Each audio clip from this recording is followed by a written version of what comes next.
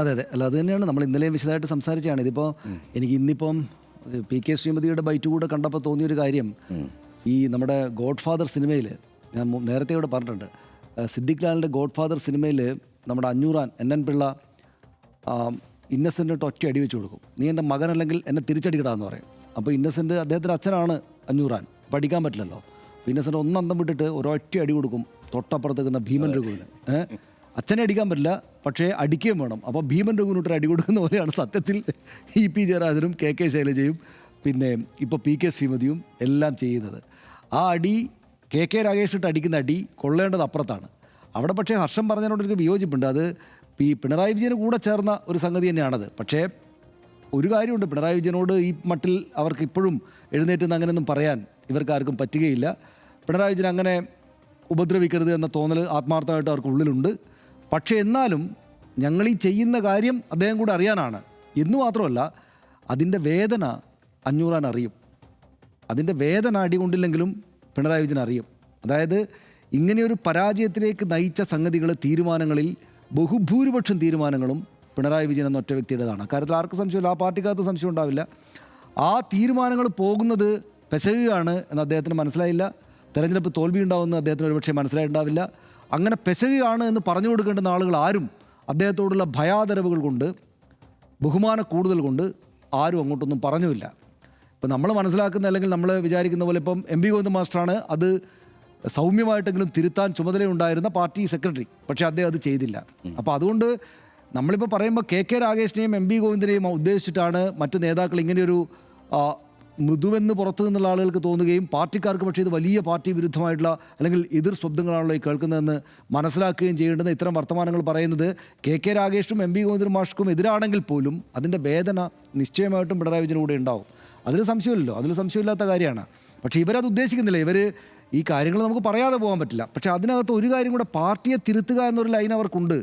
ഈ പറഞ്ഞ ഇത്തരം വിമതാഭിപ്രായങ്ങൾ പറയുന്ന ആളുകൾക്കുണ്ട് എന്ന് പറയുമ്പോൾ തന്നെ അതിനകത്ത് മറ്റൊരു കാര്യം കൂടി ഉണ്ട്. പക്ഷേ അതായത് ഞാൻ ഇന്നലെ അത് പറഞ്ഞു, ചില നേതാക്കൾക്ക് കളം മനസ്സിലായി, അവർ നേരത്തെ ചാടിക്കളഞ്ഞു ഈ കപ്പലിൽ നിന്ന്.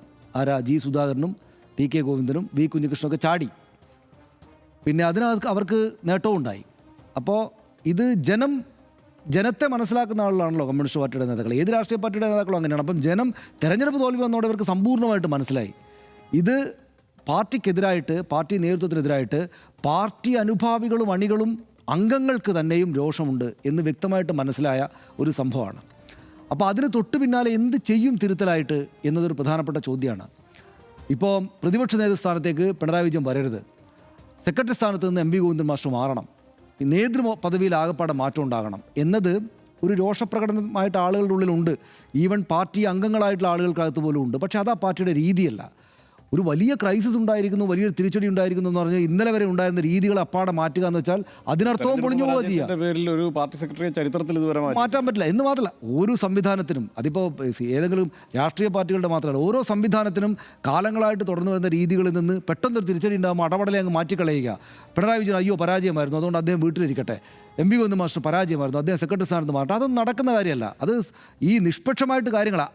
ബാക്കി ഇതുകൊണ്ട് എന്തുണ്ടാകുമെന്നുള്ളത് അവരുടെ തുടർ ദിവസങ്ങളിലെ കാര്യമാണ്. അതെന്താവുന്നത് അത് നേരിടുക എന്നേ ഉള്ളൂ. അല്ലാതെ അതുകൊണ്ട് ആകപ്പാടെ പേടിച്ച് പറിച്ചിട്ട് സെക്രട്ടറി മാറൂ, പിന്നെ പിണറായി വിജയൻ മാറി വെക്കൂ എന്നൊന്നും പറയാൻ പറ്റുന്ന ആ പാർട്ടിക്കകത്ത് ഇനി പറയുകയാണെങ്കിൽ അതിന് അതിൻ്റെതായുള്ള സുഘടിതമായ വഴിയിലൂടെ പോകാൻ പറ്റൂ. അവർ ചെയ്തുകൊണ്ടിരിക്കുന്ന കാര്യം ഇപ്പോൾ ആർത്ഥത്തിൽ ശരിയൊക്കെ തന്നെയാണ്. അല്ലാതെ ഇതിപ്പോൾ ആകപ്പാടെ ഈ കാലുഷ്യം ഉണ്ടാകും. പക്ഷേ ഈ നേതാക്കൾക്കറിയാം ഒരു ജനരോഷം അല്ലെങ്കിൽ പാർട്ടി പ്രവർത്തകരുടെ തന്നെയും രോഷം ഈ നേതൃത്വത്തിനെതിരെ ഉണ്ട്.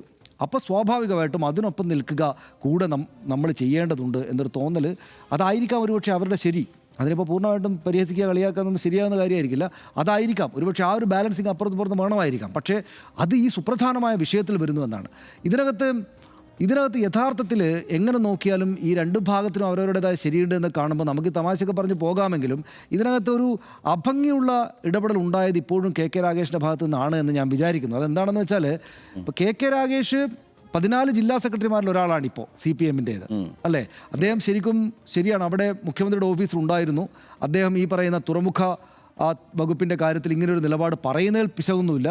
ഇപ്പോൾ VD സതീശൻ ഈ വല്ലാതെ അങ്ങോട്ട് ആക്രമിച്ചപ്പോൾ എല്ലാവർക്കും പറയാം, അതുകൊണ്ട് KK രാഗേഷും പറയാം എന്ന നിലപാട് നമുക്ക് എടുക്കാമെങ്കിൽ തന്നെയും എന്തിന് കെ രാഗേഷ് പറഞ്ഞു എന്ന് ചോദിക്കില്ലേ സ്വാഭാവികമായിട്ടും. മറ്റൊരു തിരുവനന്തപുരം ജില്ലാ സെക്രട്ടറി പറഞ്ഞോ? തിരുവനന്തപുരത്താണല്ലോ ഈ പറഞ്ഞ വിഴിഞ്ഞം, അവിടെയാണല്ലോ ഈ സംഭവങ്ങൾ കുറേ കൂടെ അടുത്ത് നിന്ന് അദ്ദേഹം കാണുന്നത്. പക്ഷേ അത് ജില്ലാ സെക്രട്ടറി പറഞ്ഞില്ലല്ലോ. അപ്പോൾ അവിടെ ഇങ്ങനെയൊരു സംഭവം ഉണ്ട്. അതാണ് പി.കെ. ശ്രീമതി എന്ന് ചൂണ്ടിക്കാണിക്കുന്നത്. നിങ്ങൾ പറയുകയാണെങ്കിൽ വ്യക്തമായിട്ട് പറയണം, എന്തുകൊണ്ട് നിങ്ങൾ പറയുന്നു എന്നടക്കമുള്ള കാര്യങ്ങൾ വ്യക്തമായിട്ട് പറയണം.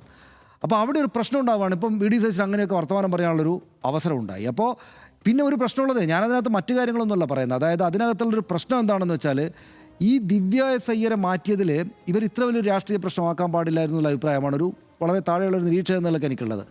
അതായത് അത് ഉദ്യോഗസ്ഥരെ മാറ്റുന്നു. കെ ശൈലജ പറഞ്ഞ വ്യക്തമായിട്ടുള്ള കാര്യമാണ്. ഇവർ UDF സർക്കാരിൻ്റെ കാലം കഴിഞ്ഞ്, ഉമ്മൻചാണ്ടി സർക്കാരിൻ്റെ കാലം കഴിഞ്ഞ് പിണറായി വിജയൻ സർക്കാർ വരുമ്പോൾ ഈ ഉദ്യോഗസ്ഥരെല്ലാം മാറ്റിയില്ലേ? അത് ഈ പി ഡി സതീശൻ സർക്കാരിൻ്റെ അവകാശമല്ലേ അവർക്ക് വേണ്ട ഉദ്യോഗസ്ഥരെ കൊണ്ടുവന്ന് അവിടെ വെക്കുക എന്നുള്ള വളരെ സാധാരണ ഒരു കാര്യമല്ലേ?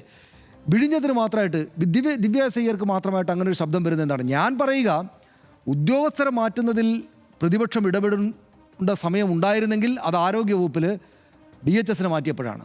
കാരണം ഈ കേരളം മഴക്കാല ശുചീകരണ പ്രവർത്തനങ്ങളില്ലാതെ മഴക്കാല പൂർവ്വ പ്രവർത്തനങ്ങളുടെ കാലത്ത് തെരഞ്ഞെടുപ്പും റിസൾട്ടും ഒക്കെ ആയതുകൊണ്ട് ആ കാര്യങ്ങളിൽ വേണ്ട വിധം ഇറങ്ങാൻ പറ്റാതെ ജനം പ്രയാസപ്പെടുന്ന ആ നിലയിലേക്ക് കാര്യങ്ങൾ എത്തിയപ്പോഴാണ് അതേ കൃത്യമായ സമയത്താണ് ആരോഗ്യമന്ത്രി വന്നിട്ട് വഴക്കിട്ടുകൊണ്ട് ഇവരെ മാറ്റിക്കളയുന്നത്. യഥാർത്ഥത്തിൽ പൊതുജനത്തെ ബാധിക്കുന്ന, പൊതുജനാരോഗ്യത്തെ ബാധിക്കുന്ന ഒരു അത്ര ഉന്നതമായ പദവി, ഉദ്യോഗസ്ഥ പദവിയിൽ അല്ലെങ്കിൽ തന്നെയും അതാണ് കൂടുതൽ വലിയൊരു പ്രശ്നമായിട്ട് വേണമെങ്കിൽ മനസ്സിലാക്കാൻ പറ്റുന്നത്.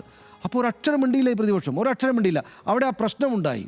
ഈ പിന്നെ നമ്മുടെ ഡോക്ടർ അവിടേക്ക് പോയിട്ട് ഇരിക്കുകയും രണ്ടുപേർ ഒരേ പദവിയുടെ കസേരകളിൽ ഇരിക്കുകയൊക്കെ ചെയ്യുന്ന സാഹചര്യം ഉണ്ടായപ്പോൾ ഏതെങ്കിലും ശബ്ദം നമ്മൾ കേട്ടോ? നിങ്ങളിങ്ങനെ ചെയ്യരുത് എന്ന് വളരെ വയസ്സായിട്ടുള്ള ഈ നേതാക്കൾ, പിന്നെ മുതിർന്ന ഈ നേതാക്കൾ പറയുന്നതായിട്ട് കേട്ടോ? ഇല്ല, ഇവരാരും ഒന്നും മിണ്ടിയില്ല. ഇപ്പം ഇതൊരു വലിയ പ്രശ്നം തന്നെയാണ് വിഴിഞ്ഞവുമായി ബന്ധപ്പെട്ടത്. എന്ന് മാത്രമല്ല, വിഴിഞ്ഞവുമായിട്ട് ബന്ധപ്പെട്ട ഒരു പ്രശ്നം ഇവർ ഡെവലപ്പ് ചെയ്ത് കൊണ്ടുവരാൻ വേണ്ടി ശ്രമിക്കുകയാണ്. അതായത് രാഷ്ട്രീയ പ്രശ്നമായിട്ട് ഉയർത്താനായിട്ട് ചില പോയിന്റ്സ് ഉണ്ടല്ലോ. ഇന്നിപ്പോൾ ഹർഷം പറഞ്ഞല്ലോ, ഇപ്പോൾ MSC പോർട്ടിന് ഇവിടെ തൊട്ടപ്പുറത്ത് ഈ ഒരു ദൂരപരിധിക്കകത്ത് തന്നെ മറ്റൊരു ഷിപ്പ്, ഒരു ടെർമിനലൊക്കെ ഉള്ള സ്ഥിതിക്ക് ഇങ്ങനെ പാടില്ല എന്നൊക്കെയുള്ള രാഷ്ട്രീയ വിഷയം വലുതാണ്.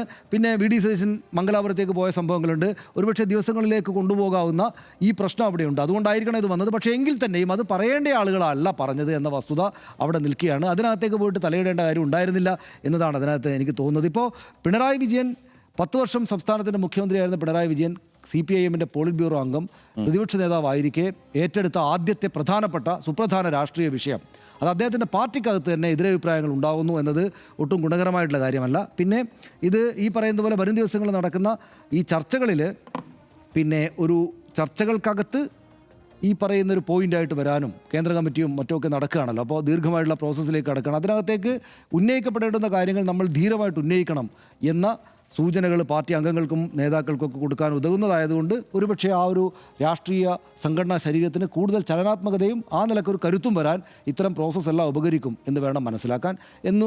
അങ്ങനെ കൂടെ ശുഭാപ്തി വിശ്വാസത്തോടെ മനസ്സിലാക്കാവുന്നതേ ഉള്ളൂ. വിഴിഞ്ഞം ഓഹരി കൈമാറ്റത്തിൽ UDF സർക്കാരിനെ പ്രതിരോധത്തിലാക്കാൻ ഇറങ്ങിയ CPIMന് സ്വന്തം പാളയത്തിലെ ഭിന്നത തലവേദനയായിരിക്കുകയാണ്.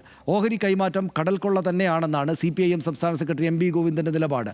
പ്രതിപക്ഷ നേതാവ് പിണറായി വിജയനും വിഴിഞ്ഞത്തെ ഓഹരി കൈമാറ്റത്തിലും ദിവ്യ എസ് അയ്യരുടെ സ്ഥലം മാറ്റത്തിലും ദുരൂഹത ആരോപിച്ചിരുന്നു. പക്ഷേ കേന്ദ്ര കമ്മിറ്റി അംഗങ്ങളായ EP ജയരാജനും KK ശൈലജയ്ക്കും PK ശ്രീമതിക്കും പാർട്ടി നിലപാട് അങ്ങനെയില്ല ഇക്കാര്യത്തിൽ എന്ന് വ്യക്തം. ഭിന്നാഭിപ്രായമുള്ള കണ്ണൂരിൽ നിന്നുള്ള മുതിർന്ന നേതാക്കളെ തിരുവനന്തപുരത്തെ സഖാക്കളും തള്ളുന്നുണ്ട് ഒരർത്ഥത്തിൽ.